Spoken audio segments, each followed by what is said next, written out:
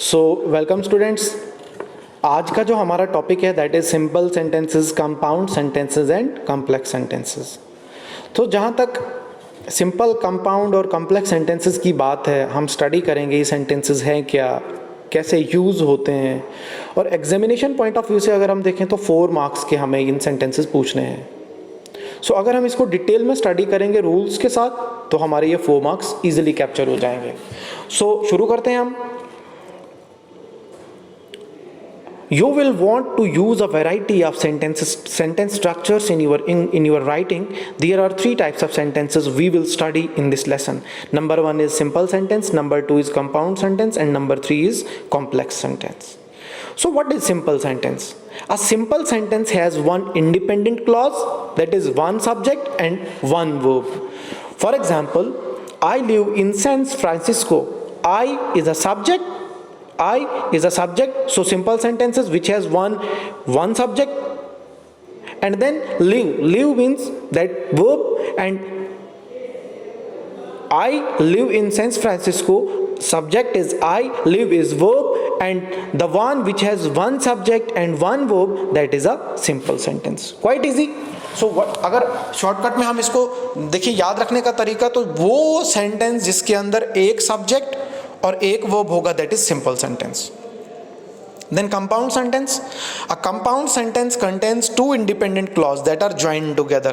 Compound sentence हम उसको बोलेंगे जिसके अंदर क्या होगा, इन 2 इंडिपेंडेंट क्लॉजेस होंगे। For example, she works in the city but she lives in the suburbs, and she works in the city, that is one independent clause, and she lives in कोई भी जगह, that is second independent clause, but those clauses are linked together but by the word but, so that is a compound sentences in which there are 2 sentences and which are joined together.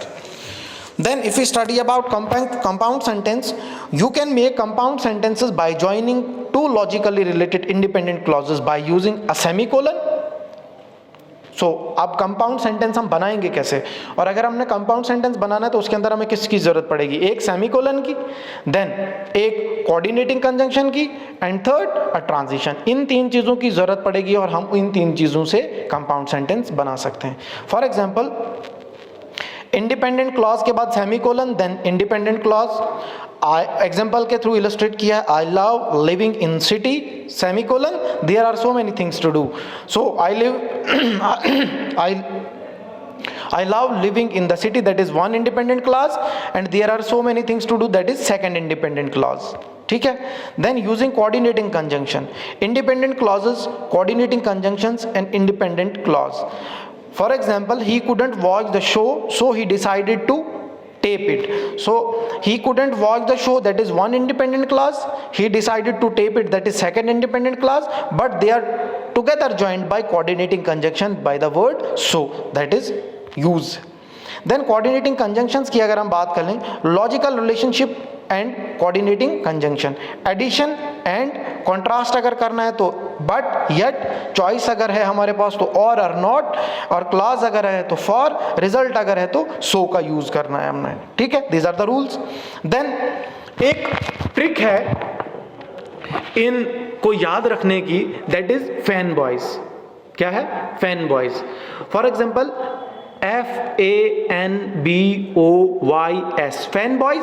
Now fan boys से words क्या करेंगे, बनेंगे, F for A for and, N for nor, B for but, O for और, Y for yes, and S for so.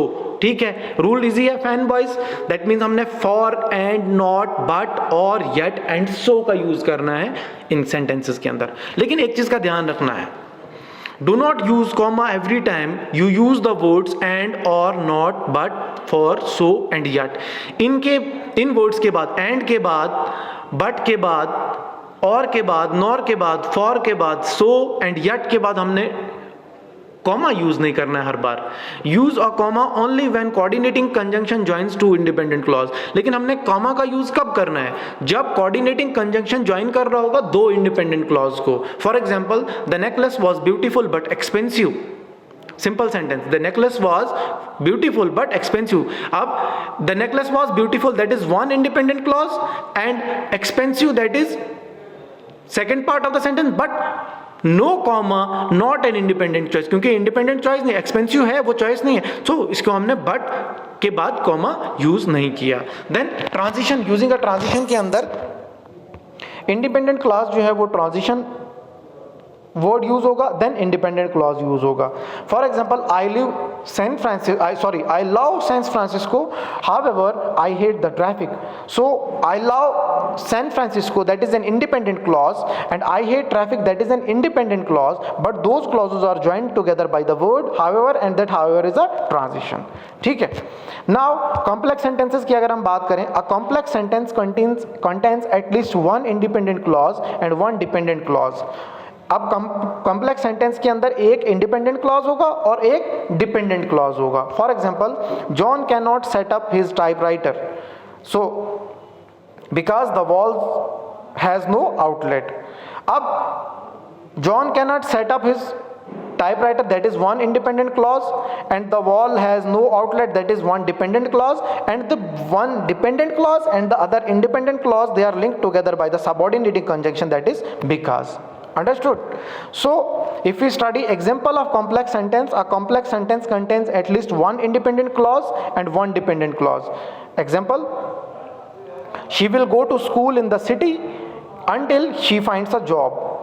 So she will go to school in the city, that is an independent clause, she finds a job, that is a dependent clause, but these two clauses, independent clause and dependent clause, these are linked together by a word until, that is a subordinating conjunction।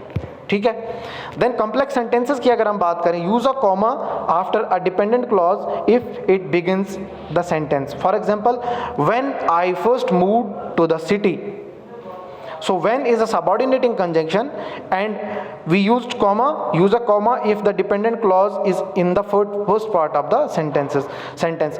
अगर dependent clause sentence के पहले हिस्से में है तो हमने वहां पे कॉमा यूज करना है कॉम्प्लेक्स सेंटेंस के अंदर। For example, I was afraid to drive the steep and narrow